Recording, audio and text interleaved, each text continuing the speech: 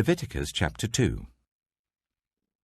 When anyone brings a grain offering to the Lord, their offering is to be of the finest flour.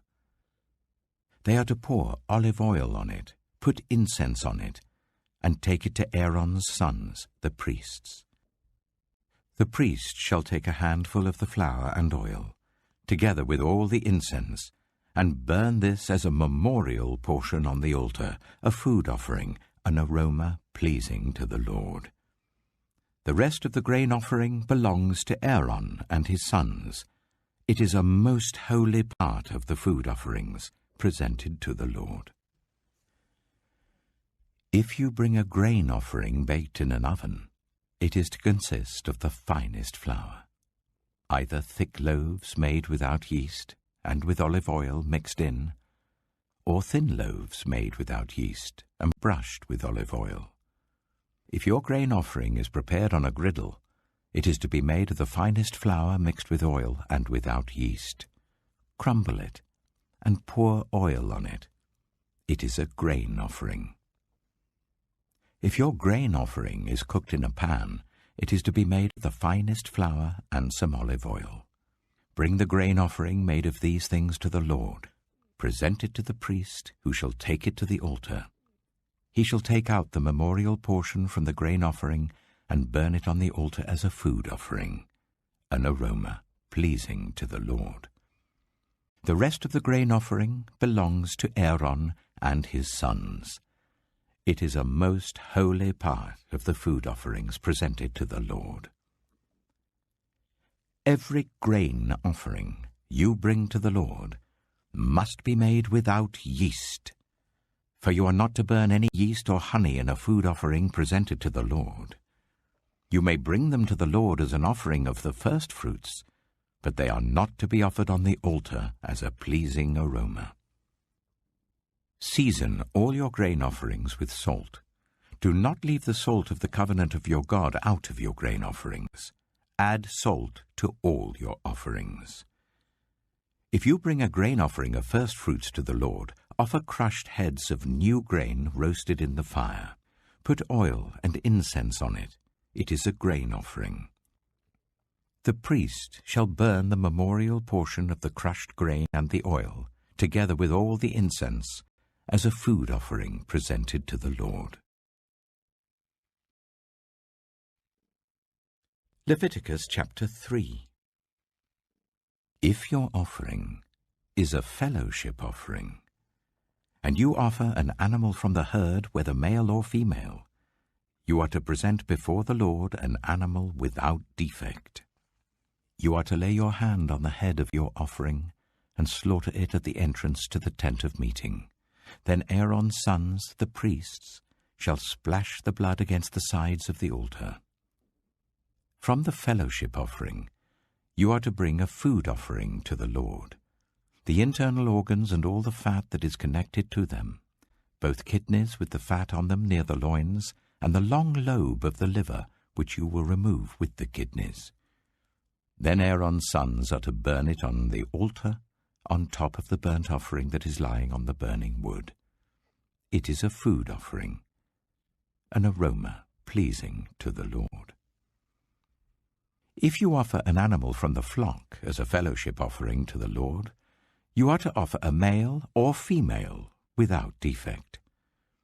If you offer a lamb, you are to present it before the Lord. Lay your hand on its head and slaughter it in front of the tent of meeting. Then Aaron's sons shall splash its blood against the sides of the altar. From the fellowship offering, you are to bring a food offering to the Lord.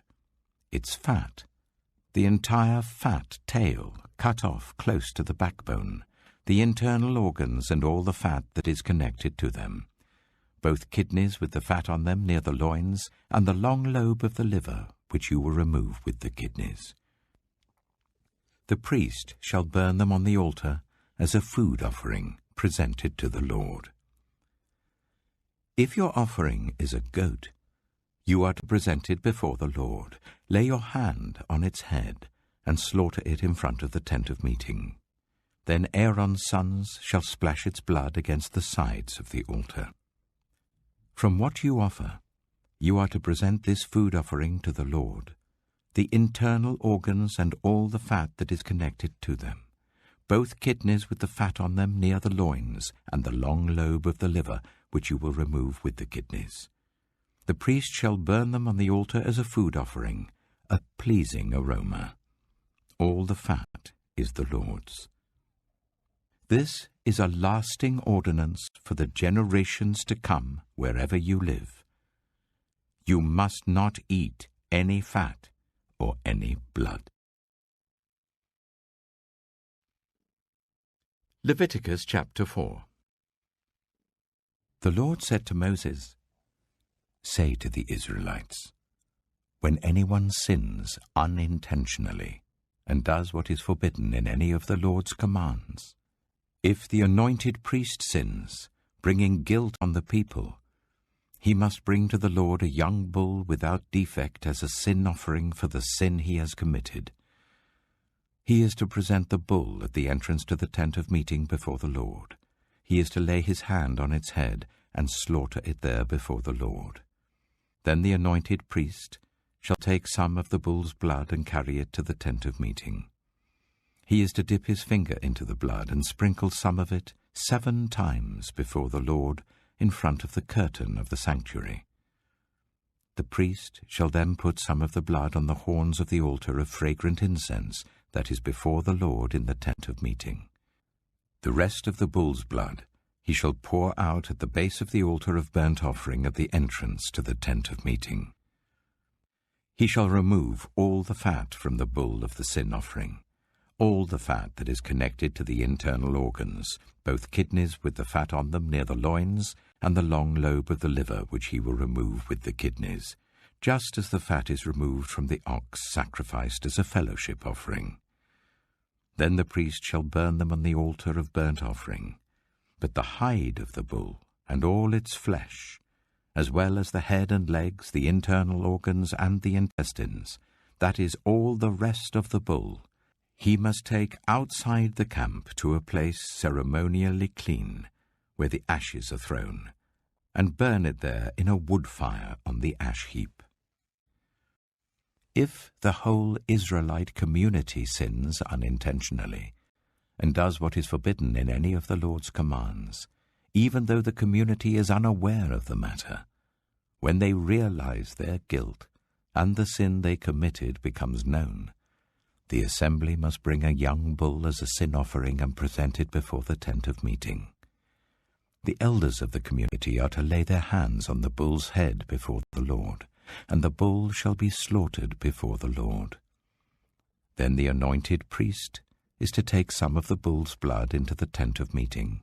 He shall dip his finger into the blood and sprinkle it before the Lord 7 times in front of the curtain. He is to put some of the blood on the horns of the altar that is before the Lord in the tent of meeting. The rest of the blood he shall pour out at the base of the altar of burnt offering at the entrance to the tent of meeting. He shall remove all the fat from it and burn it on the altar, and do with this bull just as he did with the bull for the sin offering. In this way, the priest will make atonement for the community, and they will be forgiven.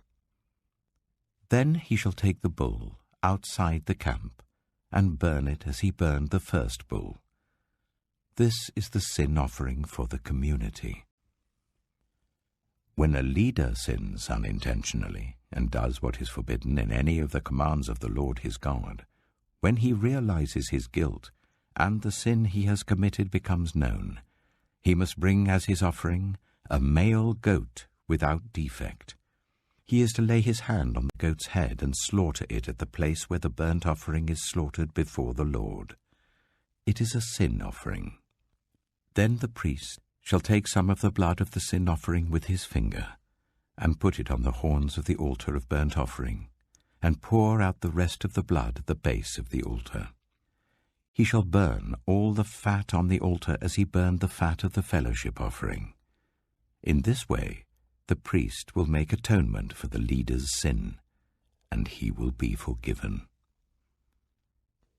If any member of the community sins unintentionally, and does what is forbidden in any of the Lord's commands, when they realize their guilt and the sin they have committed becomes known, they must bring as their offering for the sin they committed a female goat without defect. They are to lay their hand on the head of the sin offering and slaughter it at the place of the burnt offering. Then the priest is to take some of the blood with his finger and put it on the horns of the altar of burnt offering and pour out the rest of the blood at the base of the altar.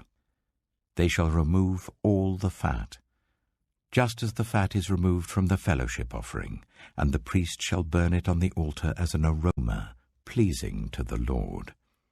In this way, the priest will make atonement for them, and they will be forgiven. If someone brings a lamb as their sin offering, they are to bring a female without defect. They are to lay their hand on its head and slaughter it for a sin offering at the place where the burnt offering is slaughtered. Then the priest shall take some of the blood of the sin offering with his finger and put it on the horns of the altar of burnt offering and pour out the rest of the blood at the base of the altar. They shall remove all the fat, just as the fat is removed from the lamb of the fellowship offering, and the priest shall burn it on the altar, on top of the food offerings presented to the Lord. In this way, the priest will make atonement for them for the sin they have committed, and they will be forgiven. Matthew chapter 26. When Jesus had finished saying all these things, he said to his disciples, "As you know, the Passover is 2 days away, and the Son of Man will be handed over to be crucified." Then the chief priests and the elders of the people assembled in the palace of the high priest, whose name was Caiaphas, and they schemed to arrest Jesus secretly and kill him. But not during the festival, they said, or there may be a riot among the people. While Jesus was in Bethany, in the home of Simon the leper, a woman came to him with an alabaster jar of very expensive perfume, which she poured on his head as he was reclining at the table. When the disciples saw this, they were indignant. "Why this waste?" they asked. "This perfume could have been sold at a high price and the money given to the poor." Aware of this, Jesus said to them, "Why are you bothering this woman? She has done a beautiful thing to me. The poor you will always have with you, but you will not always have me. When she poured this perfume on my body, she did it to prepare me for burial. Truly I tell you, wherever this gospel is preached throughout the world, what she has done will also be told in memory of her." Then one of the 12, the one called Judas Iscariot, went to the chief priests and asked, "What are you willing to give me if I deliver him over to you?" So they counted out for him 30 pieces of silver. From then on, Judas watched for an opportunity to hand him over. On the first day of the festival of unleavened bread, the disciples came to Jesus and asked, "Where do you want us to make preparations for you to eat the Passover?" He replied, "Go into the city to a certain man and tell him, 'The teacher says, my appointed time is near. I'm going to celebrate the Passover with my disciples at your house.'" So the disciples did as Jesus had directed them and prepared the Passover.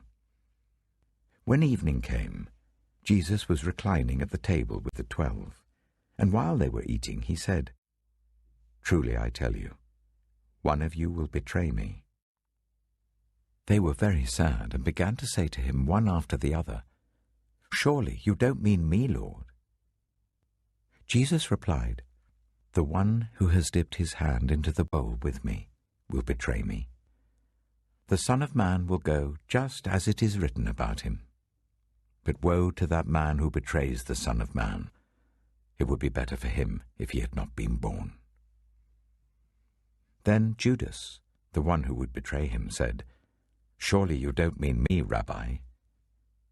Jesus answered, "You have said so." While they were eating, Jesus took bread, and when he had given thanks, he broke it and gave it to his disciples, saying, "Take and eat. This is my body." Then he took a cup, and when he had given thanks, he gave it to them, saying, "Drink from it, all of you. This is my blood of the covenant, which is poured out for many for the forgiveness of sins. I tell you, I will not drink from this fruit of the vine from now on, until that day when I drink it new with you in my Father's kingdom." When they had sung a hymn, they went out to the Mount of Olives. Then Jesus told them, "This very night you will all fall away on account of me. For it is written, 'I will strike the shepherd, and the sheep of the flock will be scattered.' But after I have risen, I will go ahead of you into Galilee." Peter replied, "Even if all fall away on account of you, I never will." "Truly I tell you," Jesus answered, "this very night before the cock crows, you will disown me 3 times. But Peter declared, "Even if I have to die with you, I will never disown you." And all the other disciples said the same. Then Jesus went with his disciples to a place called Gethsemane, and he said to them, "Sit here while I go over there and pray." He took Peter and the 2 sons of Zebedee along with him, and he began to be sorrowful and troubled. Then he said to them, "My soul is overwhelmed with sorrow to the point of death. Stay here and keep watch with me." Going a little farther, he fell with his face to the ground and prayed, "My Father, if it is possible, may this cup be taken from me. Yet not as I will, but as you will." Then he returned to his disciples and found them sleeping. "Couldn't you men keep watch with me for 1 hour?" he asked Peter. "Watch and pray, so that you will not fall into temptation. The spirit is willing, but the flesh is weak." He went away a second time and prayed, "My Father, if it is not possible for this cup to be taken away unless I drink it, may your will be done." When he came back, he again found them sleeping because their eyes were heavy. So he left them and went away once more and prayed the 3rd time, saying the same thing. Then he returned to the disciples and said to them, "Are you still sleeping and resting? Look, the hour has come, and the Son of Man is delivered into the hands of sinners. Rise, let us go. Here comes my betrayer." While he was still speaking, Judas, one of the 12, arrived. With him was a large crowd armed with swords and clubs, sent from the chief priests and the elders of the people. Now the betrayer had arranged a signal with them. "The one I kiss is the man. Arrest him." Going at once to Jesus, Judas said, "Greetings, Rabbi," and kissed him. Jesus replied, "Do what you came for, friend." Then the men stepped forward, seized Jesus, and arrested him. With that, one of Jesus' companions reached for his sword, drew it out, and struck the servant of the high priest, cutting off his ear.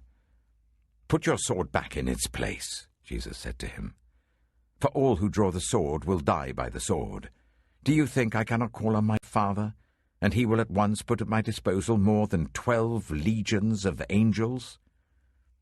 But how then would the scriptures be fulfilled that say, 'It must happen in this way'?"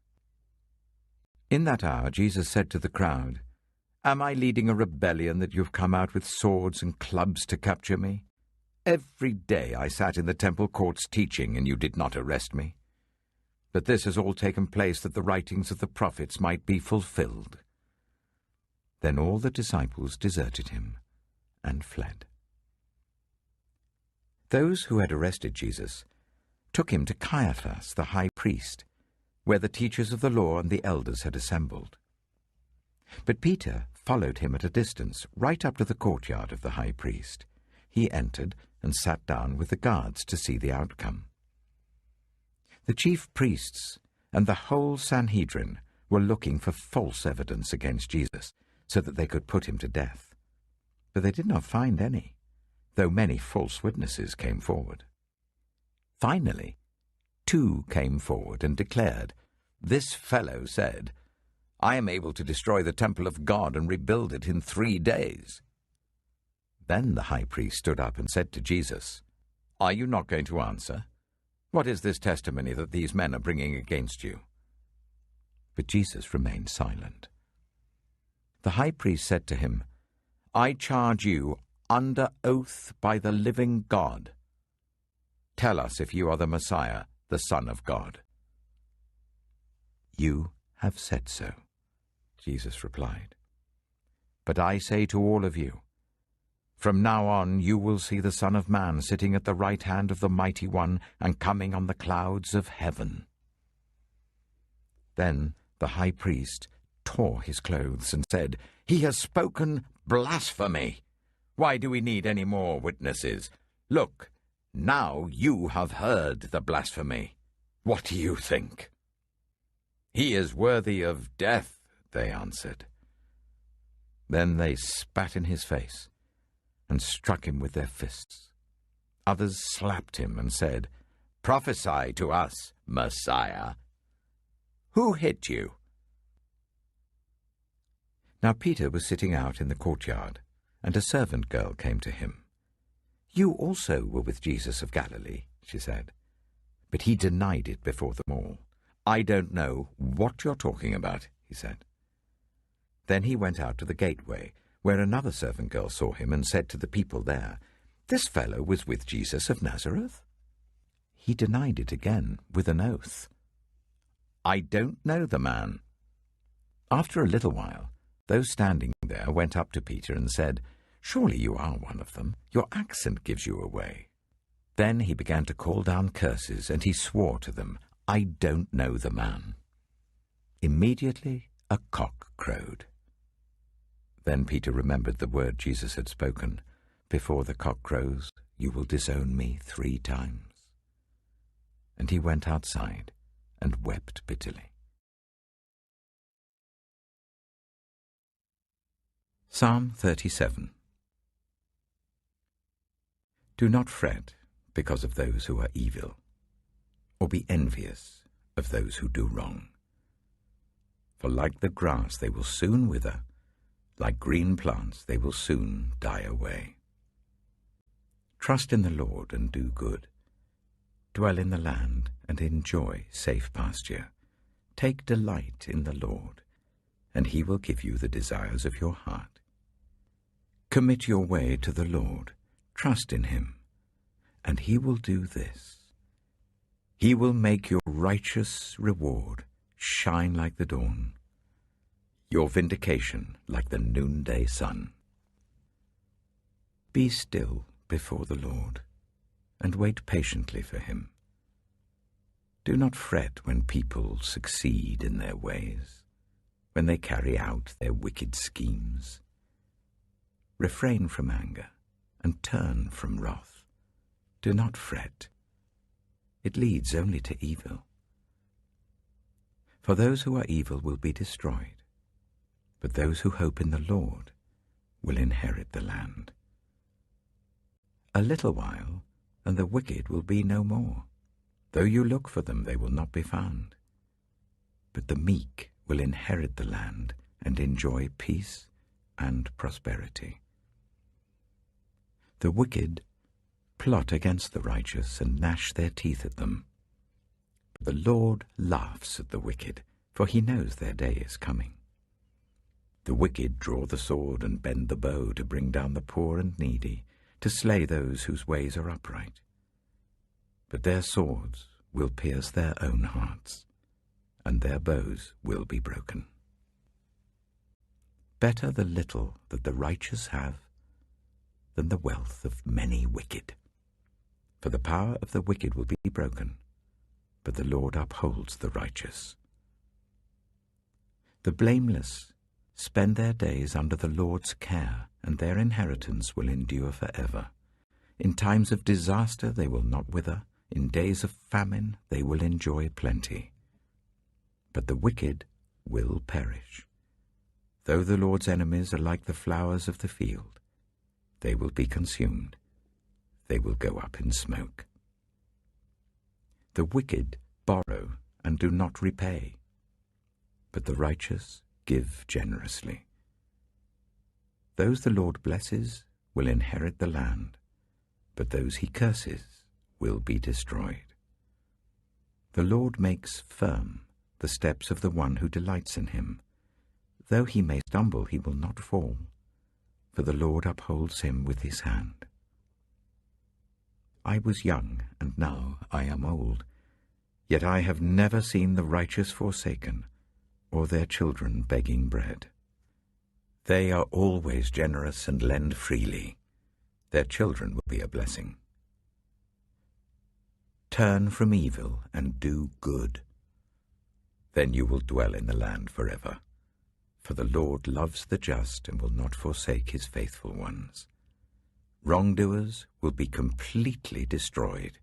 The offspring of the wicked will perish. The righteous will inherit the land and dwell in it forever. The mouths of the righteous utter wisdom, and their tongues speak what is just. The law of their God is in their hearts, their feet do not slip. The wicked lie in wait for the righteous, intent on putting them to death. But the Lord will not leave them in the power of the wicked, or let them be condemned when brought to trial. Hope in the Lord and keep his way. He will exalt you to inherit the land. When the wicked are destroyed, you will see it. I have seen a wicked and ruthless man flourishing like a luxuriant native tree. But he soon passed away and was no more. Though I looked for him, he could not be found. Consider the blameless, observe the upright. A future awaits those who seek peace, but all sinners will be destroyed. There will be no future for the wicked. The salvation of the righteous comes from the Lord. He is their stronghold in time of trouble. The Lord helps them and delivers them. He delivers them from the wicked and saves them, because they take refuge in him. Proverbs chapter 6. My son, if you have put up security for your neighbor, if you have shaken hands in pledge for a stranger, you have been trapped by what you said, ensnared by the words of your mouth. So do this, my son, to free yourself, since you have fallen into your neighbor's hands. Go to the point of exhaustion and give your neighbor no rest. Allow no sleep to your eyes, no slumber to your eyelids. Free yourself like a gazelle from the hand of the hunter, like a bird from the snare of the fowler. Go to the ant, you sluggard. Consider its ways and be wise. It has no commander, no overseer or ruler, yet it stores its provisions in summer and gathers its food at harvest. How long will you lie there, you sluggard? When will you get up from your sleep? A little sleep, a little slumber, a little folding of the hands to rest, and poverty will come on you like a thief and scarcity like an armed man. A troublemaker and a villain who goes about with a corrupt mouth, who winks maliciously with his eye, signals with his feet and motions with his fingers, who plots evil with deceit in his heart, he always stirs up conflict. Therefore disaster will overtake him in an instant. He will suddenly be destroyed without remedy. There are 6 things the Lord hates, 7 that are detestable to him: haughty eyes, a lying tongue, hands that shed innocent blood, a heart that devises wicked schemes, feet that are quick to rush into evil, a false witness who pours out lies, and a person who stirs up conflict in the community. My son, keep your father's command, and do not forsake your mother's teaching. Bind them always on your heart, fasten them round your neck. When you walk, they will guide you. When you sleep, they will watch over you. When you awake, they will speak to you. For this command is a lamp, this teaching is a light, and correction and instruction are the way to life, keeping you from your neighbor's wife, from the smooth talk of a wayward woman. Do not lust in your heart after her beauty, or let her captivate you with her eyes. For a prostitute can be had for a loaf of bread, but another man's wife preys on your very life. Can a man scoop fire into his lap without his clothes being burned? Can a man walk on hot coals without his feet being scorched? So is he who sleeps with another man's wife. No one who touches her will go unpunished. People do not despise a thief if he steals to satisfy his hunger when he is starving. Yet if he is caught, he must pay sevenfold, though it costs him all the wealth of his house. But a man who commits adultery has no sense. Whoever does so destroys himself. Blows and disgrace are his lot, and his shame will never be wiped away. For jealousy arouses a husband's fury, and he will show no mercy when he takes revenge. He will not accept any compensation. He will refuse a bribe, however great it is.